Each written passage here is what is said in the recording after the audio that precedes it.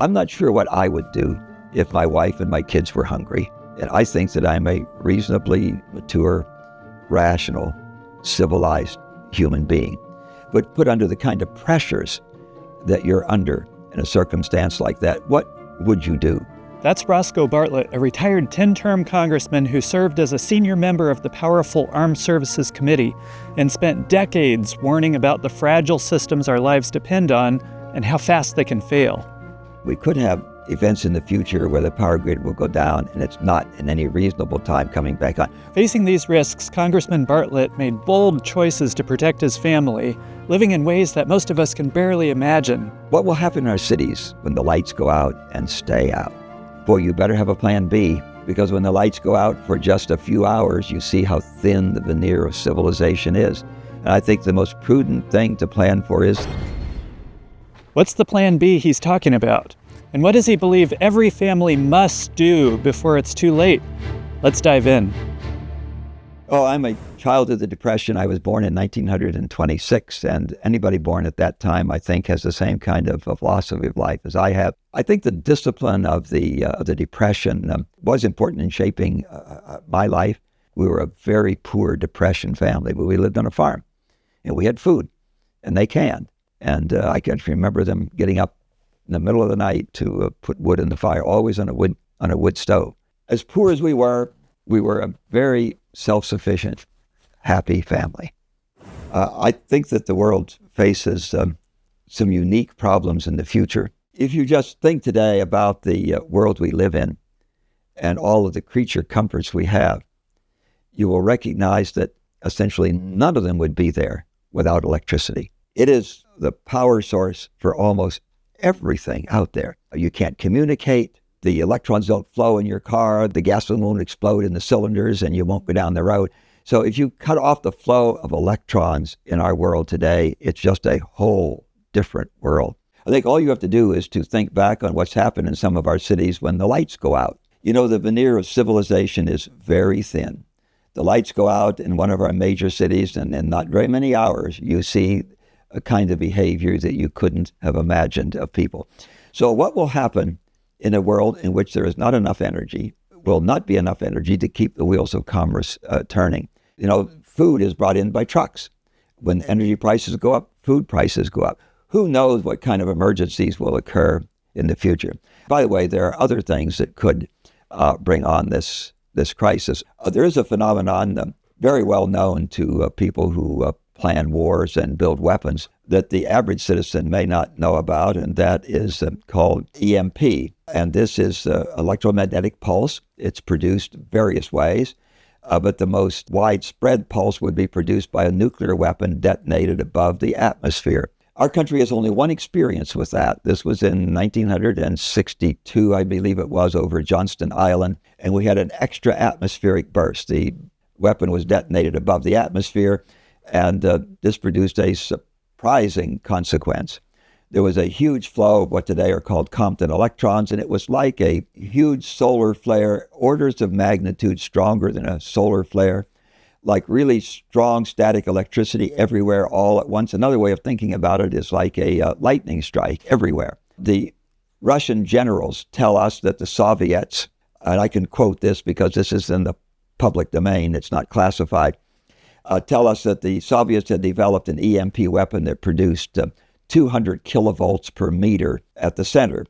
A weapon detonated 300 miles high above the United States would reach a line of sight the margins of our country, Florida and northwest Washington. And this would produce at the margins about 100 kilovolts per meter. If that's true, that is considerably more, I think, than anything that we designed and tested to during the Cold War when everybody was concerned about EMP.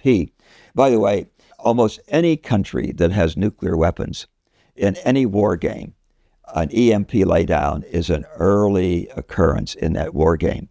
And when the referee is there monitoring the war game, they just take their hand and wipe most of the assets off the table. Because what the EMP does is to, if it's strong enough, and 100 kilovolts per meter would be strong enough, it fries all microelectronics. That means there will be no more computers. Your car is full of them. There will be no more electricity. The only person you can talk to is the person next to you. unless you happen to be a ham operator with a vacuum tube set, which is 1,000,000 times less susceptible. The only way you can go anywhere is to walk, unless you happen to have a car that has a coil and condenser. And then you, of course, need to get some gasoline for your car. This would be a horrendous kind of an experience. I sponsored legislation that set up an EMP commission. Our Pentagon is looking at all of their weapons systems. By the way, our military is very concerned about the power grid. And they are looking at what's called islanding, because they get much of their power from the private sector. Now, they, like a hospital, they have some generators and some diesel, but that's only going to run for a little while. Then what do you do when that runs out? Because the grid could go down and stay down for a very long time. So there are a number of events that could create a situation in the cities where civil unrest would be a very high probability. And I think that those who can and those who understand need to take advantage of the opportunity when these winds of strife are not blowing to move their families out. I'll tell you something else about this. It's just plain fun. When you're looking at the challenge of what do I have to do so that I'm independent of the system, I am told that there are a dozen substations in the country that are so critical to the function of the grid that if terrorists took out those dozen substations, the grid would come down. What will happen in our cities if or when the power grid goes down? I think that one just needs to extrapolate from what has happened when the power has gone off for several hours or a couple of days. And then everybody knows it's coming back on. We could have events in the future where the power grid will go down and it's not in any reasonable time coming back on. For instance, if when the power grid went down, some of our large transformers were destroyed, damaged beyond use. We don't make any of those in this country. They're made overseas, and you order one, and 18 months to 2 years later, they will deliver it. Our power grid is very vulnerable. By the way, the EMP Commission ended up spending most of their time looking at the civil infrastructure. They were to focus originally on what it would mean to our military, the EMP laydown, but they were just so stricken with the potential vulnerability of our grid. They likened it to a big house of cards that would just come tumbling down. What will happen in our cities when the lights go out and stay out? Sometimes in an emergency, people pull together, gee, what can we do for the common good? Boy, you better have a plan B, because when the lights go out for just a few hours, you see how thin the veneer of civilization is.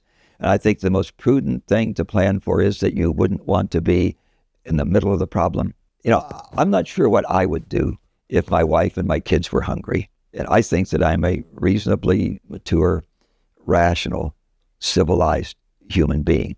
But put under the kind of pressures that you're under in a circumstance like that, what would you do? And I think of these things often when I come to that part of the Lord's Prayer where we ask the Lord not to lead us into temptation. And I think we need to be a cooperator in that. And we need to be vigilant and not in being sure that we don't inadvertently place ourselves in a situation where we're tempted. And I think that making yourself as independent as you can from the future is the right thing to do for your family. It's the right thing to do for the community you live in and involve as many of them as you can.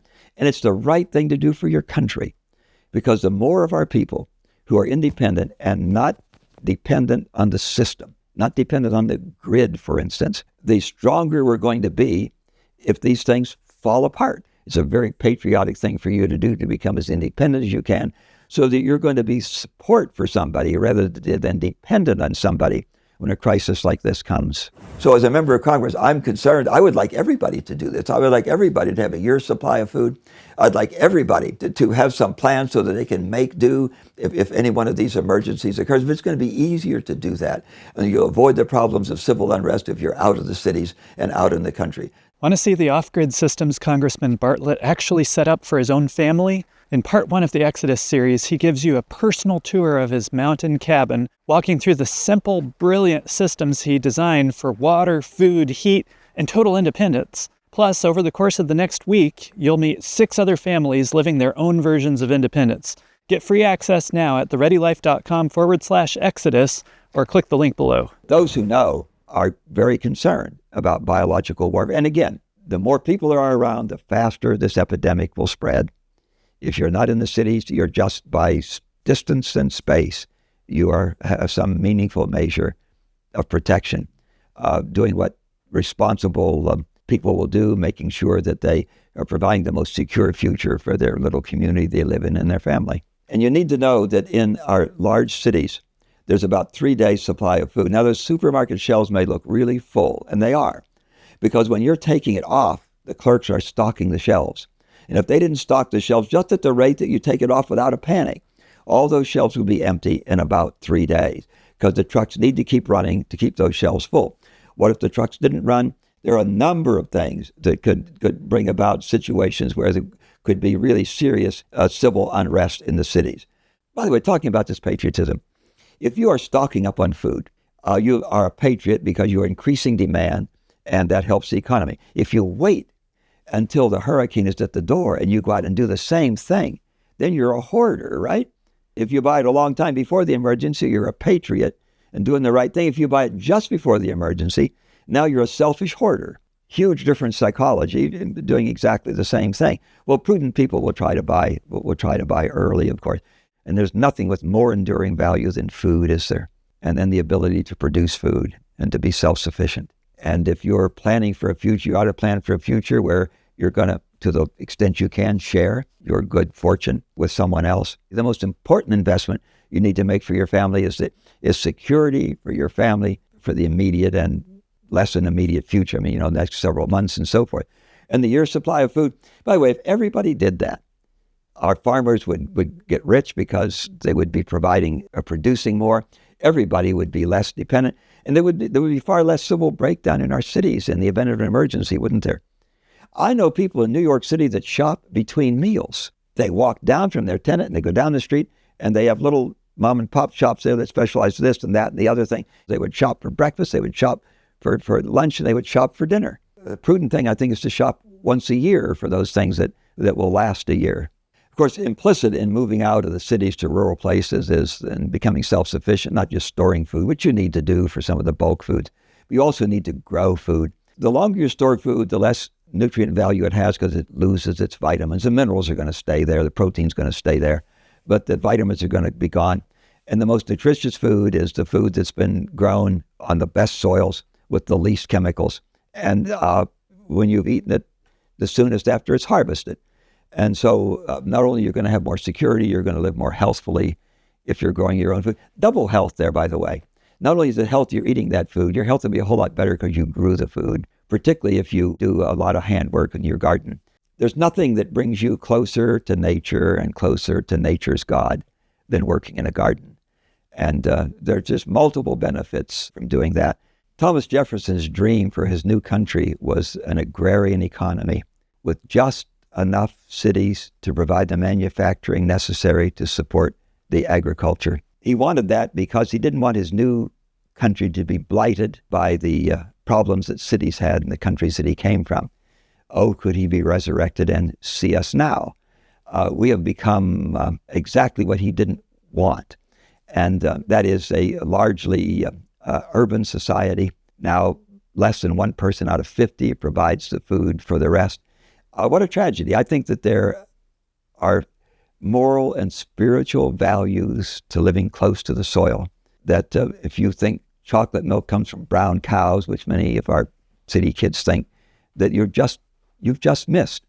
So I think that provident people who understand, who have a responsibility to their families, will be looking more and more to getting out of the city. And it's a huge challenge. There's no exhilaration like the exhilaration of meeting and overcoming a big challenge. You stop and think about, gee, what do I need to do so that I can be independent out there? That if the world fell apart, it really wouldn't matter for me and my family. But I'll tell you, all that God requires of you is to do what you can do. And when you have done what you can do, then you can pray the prayer of faith. And if you do that, by the way, without doing anything, if you plant corn and pray for a good crop, you will have a better crop if you hoe the corn as well as praying for the good crop. There's an old saying that I like, that man's extremity is God's opportunity. What we have done for ourselves, what we could and should do for ourselves, once we've done that, then I think we can expect that God will make up the difference between that and what is necessary so that our lives can be preserved. So I just find it enormously challenging to consider, what do you need to do? By the way, there is safety in numbers. You have skills, your neighbor has other skills, and several families going together will be much more viable And, company, it's nice. You may think that it'd be nice to be out there just all alone, but company is really nice. And so a small group of people with a variety of skills will be much more stable, much more likely to weather the storm than a single family. But, do what you can. And once you have done what you can, then you can pray to God, and the prayer of faith, you can then expect that God will make up the difference.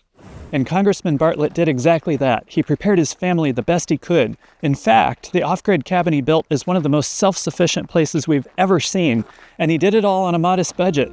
I'll show you the full tour of his off-grid retreat in the Exodus series, along with 6 other families living out real-world independence. Just head to thereadylife.com/Exodus, or click the link below to see what a self-sufficient life looks like for real people in very different situations. That's thereadylife.com/Exodus.